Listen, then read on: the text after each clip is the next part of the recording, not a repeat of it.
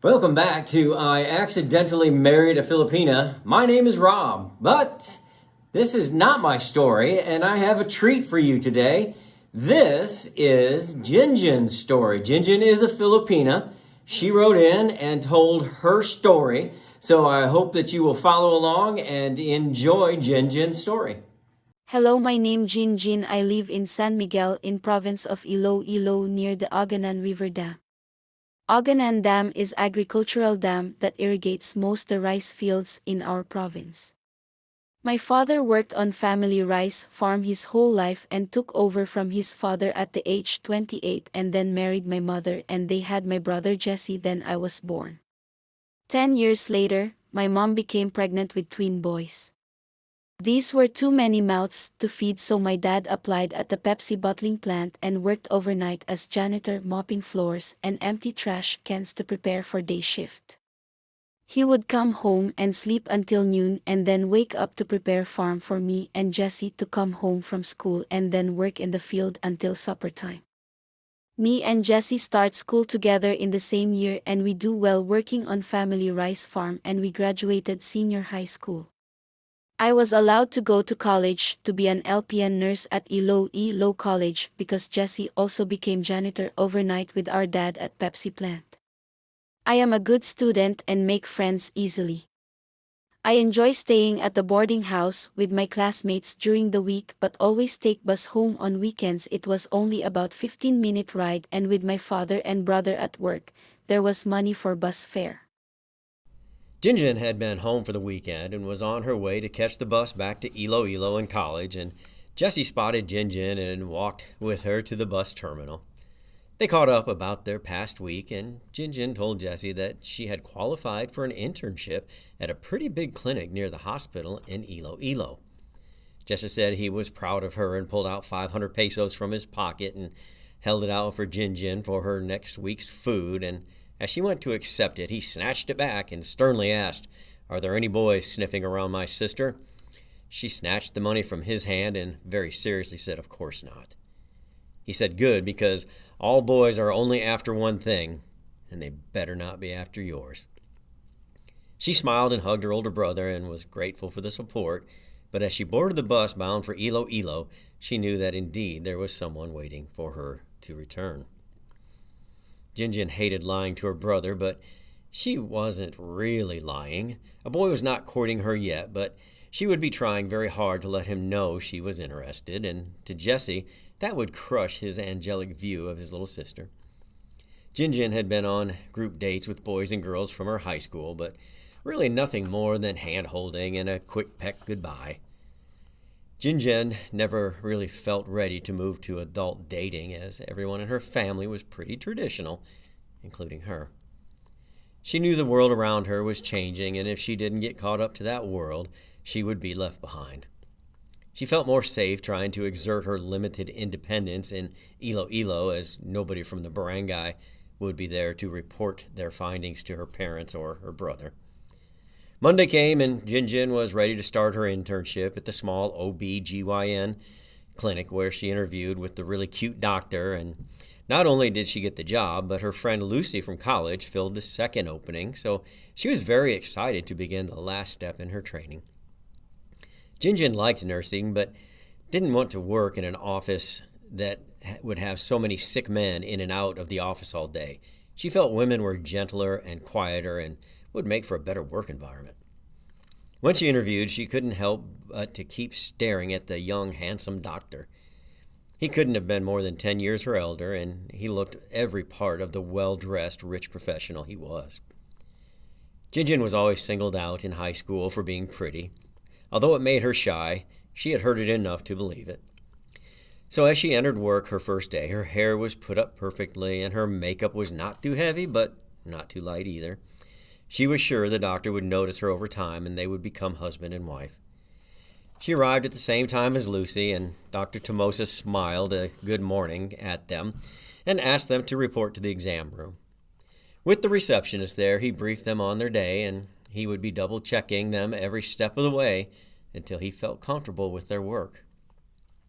The receptionist went back to the desk to answer the phone, and he asked Lucy to demonstrate how to take a blood pressure and count breathing. Then it was Jinjin's turn, and Dr. Tomosa praised them for their good work. There was a waiting room with the receptionist and 2 exam rooms for seeing patients.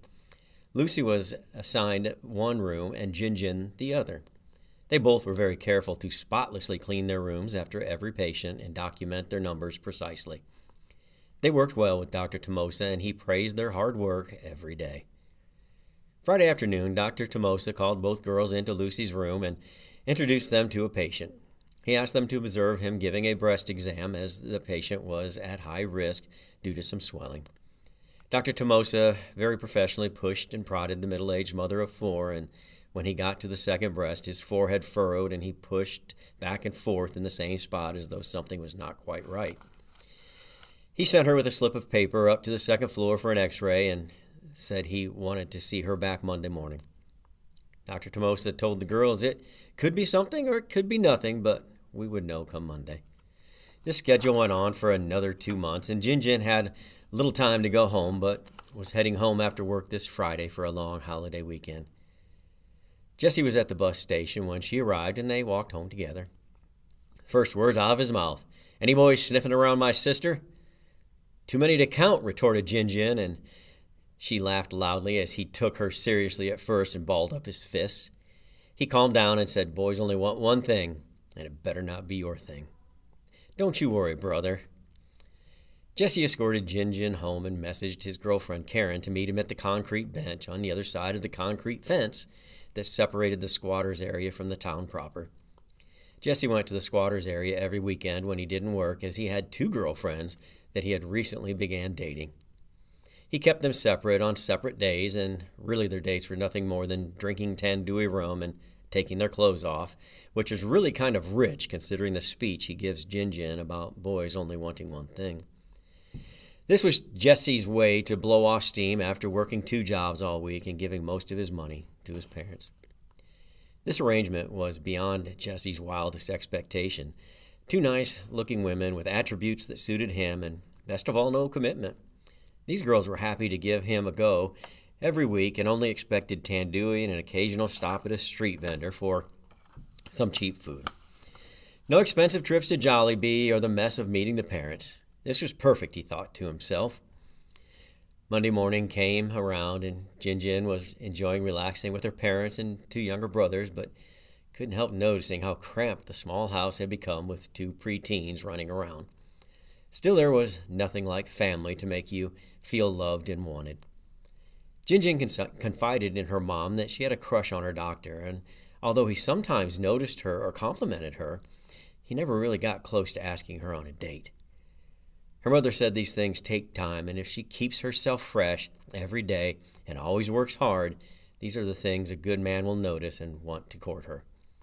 Gingin hoped her mother was right, but she would have to step a little more out of her traditional Filipina comfort zone if she was to attract such a handsome professional man. It is Monday night and a holiday night, so Jessie messages Karen early at dusk and meets him at the dividing wall. The usual events take place, but Karen does not want to party and only wants to talk to Jessie. Jessie already started drinking without her, so he verbally berates her, grabs her hair, and pushes her towards home because he did not have talking on his mind. Karen tears up and protests, but Jessie is feeling his oats because he's going to just call his other girlfriend Kimmy because she will be more obliging, and he shouts at her to go. Karen sobs, but she leaves. He has another drink alone until Kimmy comes around the corner. Jessie gets rough with Kimmy, and Kimmy cries out for Jessie to stop, but he won't listen. Just then, Jessie feels a warm sensation on the back of his head, and he sees stars. He grabs the back of his head and pulls his hand to his face and sees his hand covered in blood. He spins around and sees an older Filipino man holding an empty beer bottle and taking another swing. Jessie's reflexes were hampered by the alcohol, so the Filipino hit his mark. Jessie went down to one knee, and as he slowly got back up, he saw 2 things. Karen and Kimmy standing together sobbing, and a beer bottle crashing down. He moved to the side, and it grazed his eye and opened a huge cut under his eye. The bottle broke, and Jessie took his chance to run towards home. As he ran, he felt the chunk of skin that used to be his cheek flapping in the wind as he sprinted through the gate and into the house to grab a machete and run back into the yard where now stood the older Filipino man and his 2 daughters. Jessie didn't understand what all the ruckus was about. These girls obviously knew their way around. Why so much violence? Jessie's dad burst out the door and grabs the machete from Jessie and approached the other father and demanded an explanation. They were both yelling at each other as all 3 of their children looked to be in terrible shape. Both girls crying and tugging at their father's arms, and Jessie looking like he had just lost a 10-round boxing match with Manny Pacquiao. "Your son has been defiling both of my daughters," screamed the girl's father as a large group of neighbors descended on the disturbance. Jessie screamed to his dad, "We were just having fun," which enraged the older Filipino father. He grabbed the girls by the arms and dragged them up to Jessie's father and yelled loud enough for the whole crowd to hear. "They both bring shame on our family name." "We were just having fun," screamed Jessie. Their father shouted, "They are both your problem now," as he pushed them to Jessie's father. "They are both pregnant." Jessie fell to the ground as his father wielded a carefully placed fist, breaking Jessie's nose. Girls run to care for Jessie as he lay in the dirt yard, bleeding out as the girl's father turns and walks slowly out of sight towards the squatters area.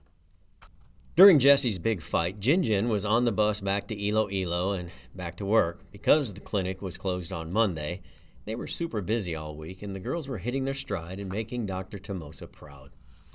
Their internship would be over at Christmas break, and Dr. Tomosa would have to decide whether to hire one of them full-time or use another set of cheaper interns. The first patient back was the woman who Dr. Tomosa found a lump in her breast and had sent to the hospital for treatment, and they caught the lump early and removed it, and was now in for her last checkup before switching to every 6 months checkup.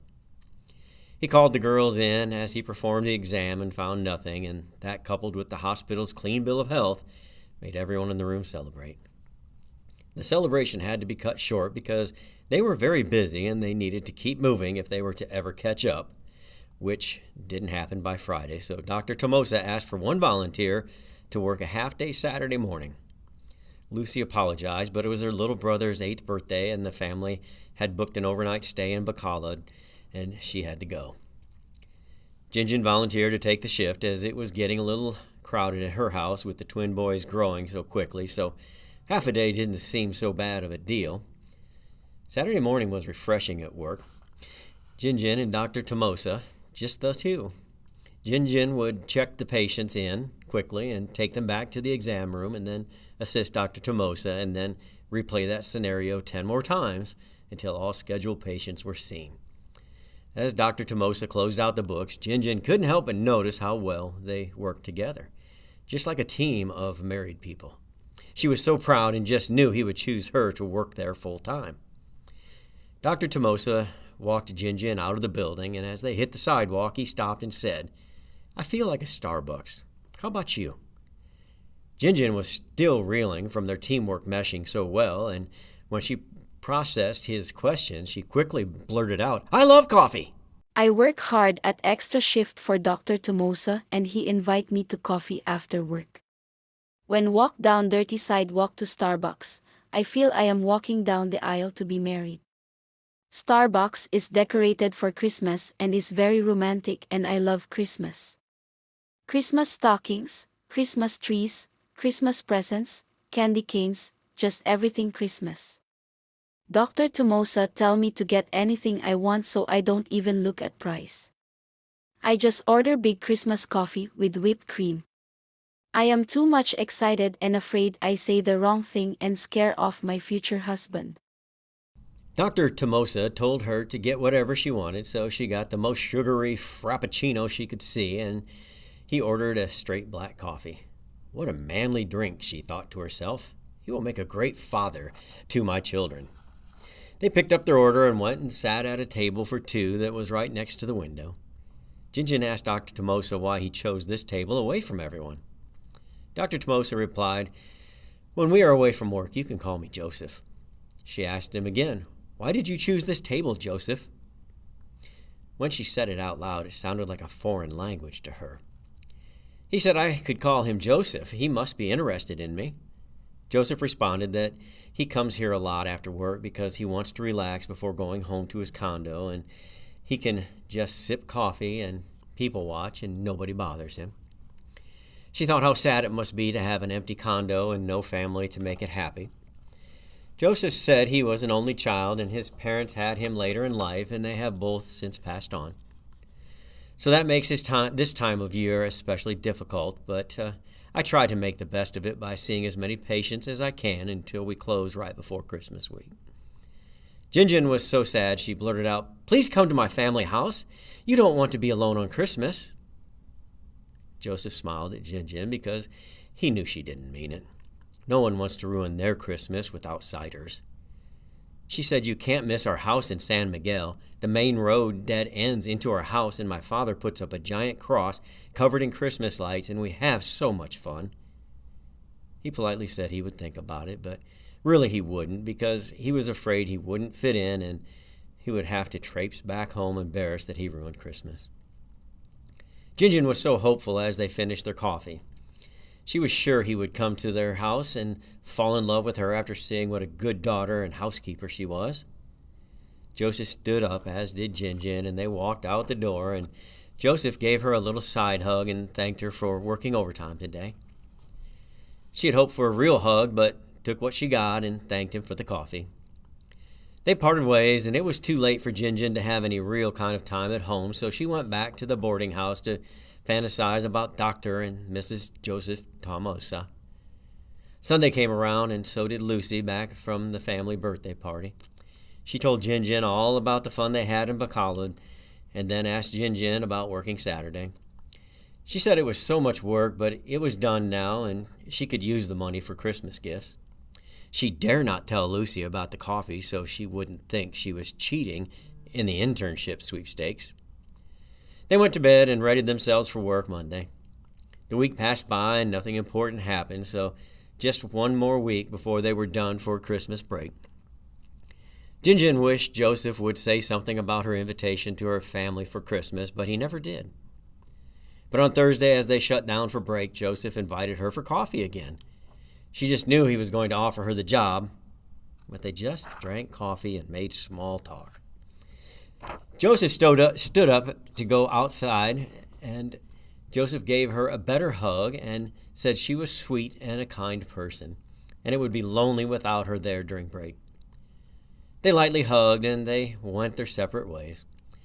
Gingin wished she would have brought up Christmas invitation, but she wasn't the kind of girl to be pushy. He had hugged her twice, and that would be enough to tide her over. Gingin arrived back at the boarding house, and Lucy was already packed and heading out the door. She asked where Gingin had been, and she said, "Oh, nowhere." "You look happy." Lucy said, "Yes, I am, but I am sorry. Dr. Tomosa offered me the full-time position." Gingin managed to smile, but deep down she was devastated. She congratulated Lucy and began to pack. Gingin took her big bag to the bus station in stunned silence. She has just lost her husband-to-be and her job all in one fell swoop. She was happy to be going home to her comfortable family life to regroup. When she got to town, Jesse was not there to meet her as he usually was. She lugged the big bag down the dirt road, headed for home.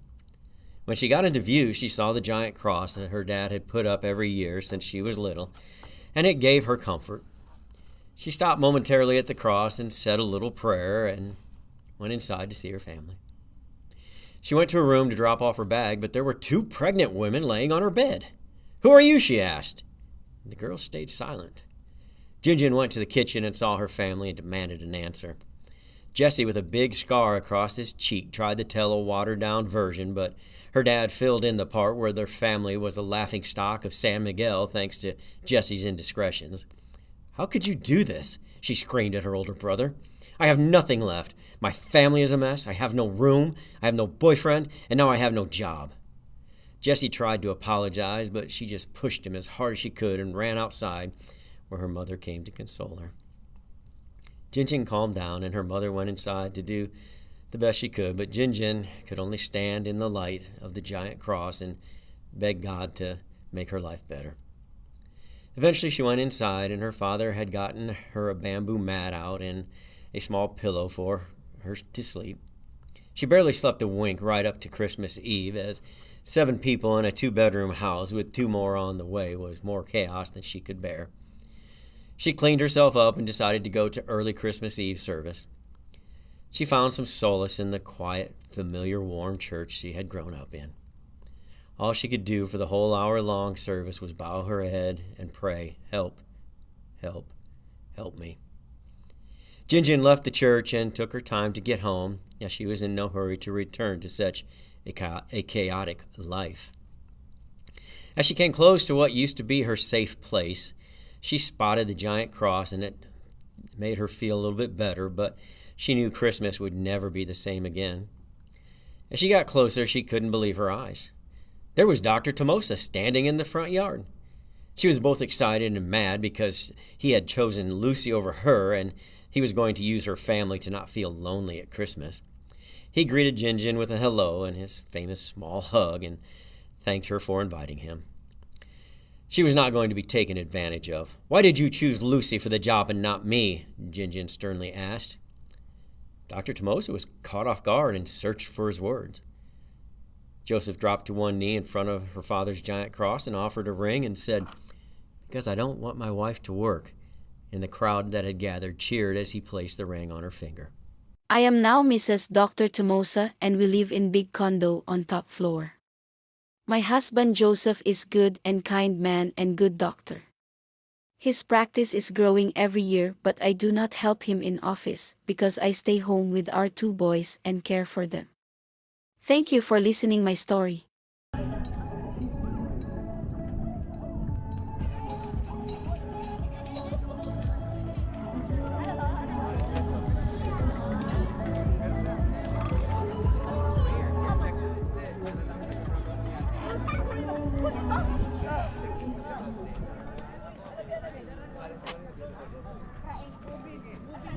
Picture dito. Picture dito kayo.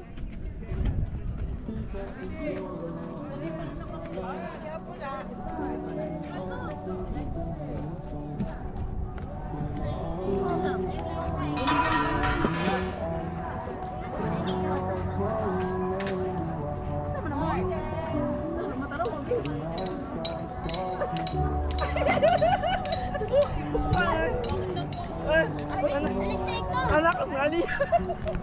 Aliyah, menang.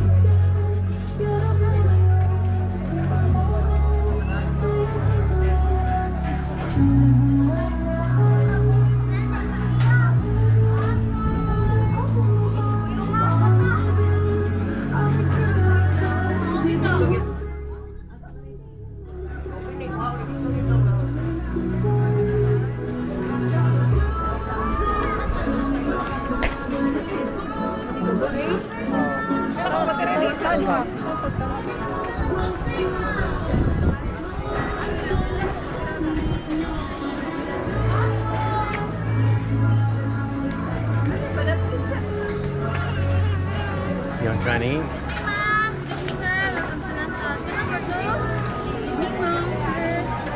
Dila sa table po. Okay, ma'am. Sa 2 or 1?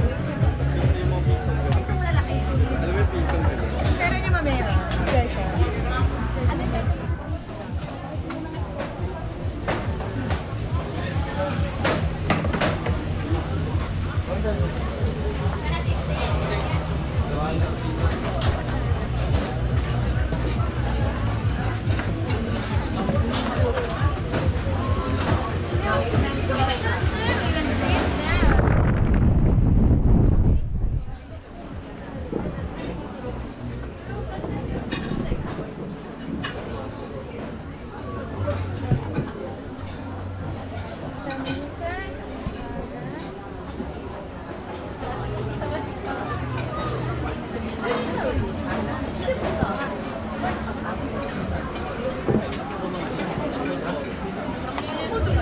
You can call another stop if you're ready to order. Thank you, sir. Thank you, ma'am.